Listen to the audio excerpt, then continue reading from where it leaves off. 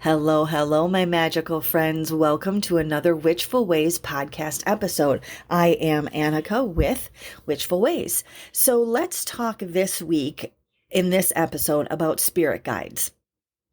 I love spirit guides. You guys know that I love sharing information and experience and tips and secrets and how to get yourself to open up intuitively so that, because we all have the ability, so that you can use your intuition, your spirit connection, your psychic and mediumship abilities to be able to just get into ease and flow in life, right? Like the guidance that you can get and the answers that you can get and the empowerment that you can feel from having this wonderful relationship with your spirit guide makes life so much easier. Okay, so let's talk about first spirit guides and what are they? And we're not going to go into depth in it, but your spirit guide is a spiritual being, right? Some people call them guardian angels even. Some people differentiate your guardian angel from your spirit guides. Some people call them spirit team. I often refer to everything as a spirit team. And then I have a particular guide, and most people have a particular guide that you will connect with when you're working with your psychic and or mediumship abilities. Just because you create a different sort of relationship with this guide so that you are able to totally trust in what is coming through is nothing that you have to worry about, right? I always talk about my guide being the bouncer at the door to the spirit realm. Okay, so when you have a relationship with your guides, you are going to receive much clearer guidance and information and answers that will help you in every single area of your life. And again, they're not in physical form. They're spiritual beings. So this means that they are also not bound by the natural laws of the world. So they can do anything, right? They can bring you any information. They can do whatever for you that you need to have done as for assistance and protection and things like that. So I'm going to kind of give you some tips that kind of work together, or steps that kind of work together to help you establish a relationship with your spirit guides. Now, there is a download available when you sign up for the email at witchfulways.com. There's a download that's available for tips for connecting with your spirit guide. And then the blog for today also kind of goes over this 7 easy tips. Okay, and that, of course, is witchfulways.com. So once you begin connecting with your guides, there are different ways that you might experience their presence as well. So some people might experience them as just an inner knowing. You may feel or sense that your guide's presence is there with you, or you may hear a voice. You may have just an intuitive realization that they're there. Some people, although very few people, but some people can audibly hear and or see their guides with their physical ears and eyes. The majority of the time we're interacting with our guides with our mystical eyes and ears and minds, right? Okay. So for me, there is little glitters of light that indicate that there's a guide presence there. You guys know me, I love sparkle, I love glitter. So very oftentimes when they're trying to get my attention over in a certain direction, I'll see little sparkles of light, right? That brings my attention and direction right there. Again, these oftentimes are seen within the mind's eye. Others may see them with their physical eyes. Connecting with your spirit guide, though, is all about learning to rely on your personal intuitive abilities and to believe that that you have the ability to connect. That's the hardest part. So there's absolutely no reason to fear connection with your guides. They are there to offer guidance and insight and give you creative solutions and open you up to beautiful opportunities. There's nothing negative or evil or bad or black or any, of that kind of connotation that comes with them. They are based in pure love and light.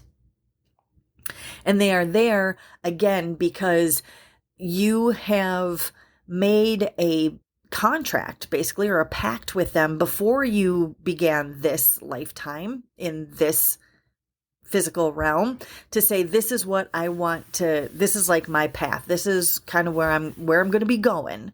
And I need you there on this side to be able, or on the other side, the spirit side, to be able to nudge me back onto the path when I fail to realize it, or I wander too far away from it. Right? So that's what our guides are there for. And of course, they're there to help us, navigate through the path when we are on it as well, and offer the protection too. So let me say something real quick before I get into the tips. One is that your angels, in my sense and in my understanding and the way that I experience it, is your angels are separate from your guides. Okay, you have a guardian angel. That guardian angel and can step in and help you and assist you in any way possible at any time. The other angels, the angelic realm, requires permission to step into your life. So you have to ask for it. Okay, you have to ask for it, or they can't help you. There's certain exceptions to that, like, life-saving emergencies and things like that. But for the general, right, you have to ask them. So get in the habit every morning of asking and allowing permission for all your spirit team members, guides, and spirit to assist you in any way that is going to help you, prepare you, and keep you safe. When you do that, it gives them permission to be able to step in as needed throughout that day. Okay, so let's talk then about how to connect with your guides. So tip 1, the first thing I'm going to say is that you have to ask. Yep. Asking for their connection is sometimes the simplest way to connect. When we ask for the connection, it gives them kind of the nudge to say, okay, let me send you some super obvious signs that you understand that I'm here. Okay, something that's just going to kind of slap you in the face and go, yep, here I am. When you get into the habit again of asking your spirit guides for help, the more you ask, the more you receive, period. So when you're asking for their connection, it's simply taking the time to go, you know what, let me know that you're here.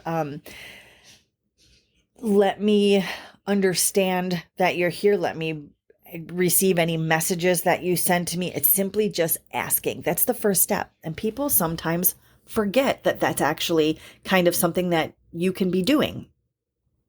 Then the second tip is to listen, and to listen all the time.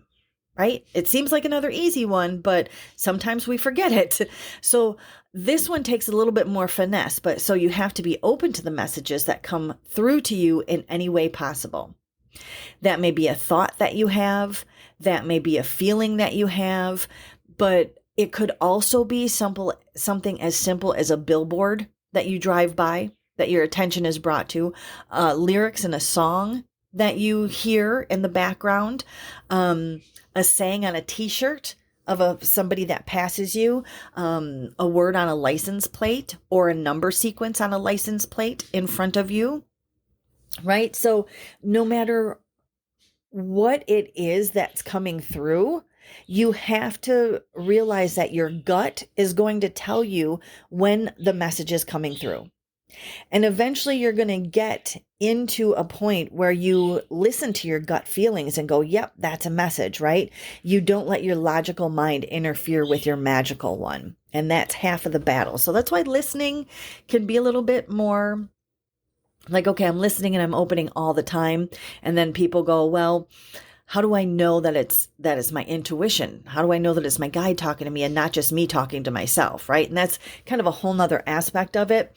But making sure that you're open to realizing that messages can come from anywhere at any time, right? A book falls, you're walking by somewhere and you happen to hit a shelf and a book falls and it's open to a page. Browse that page and see if there's something that sticks out to you in the amount of time that you have to do that. Okay.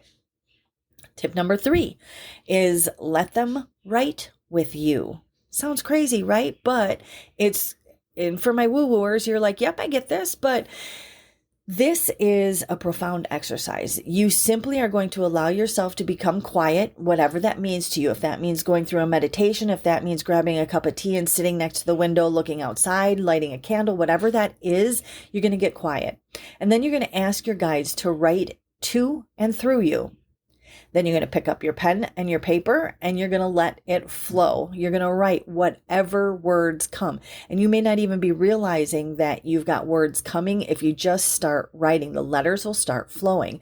Whether you've got words, phrases, or stories, even sometimes, you just continue to write until you feel that, okay, this session is done, right? Like, I think I'm done. I think that's it.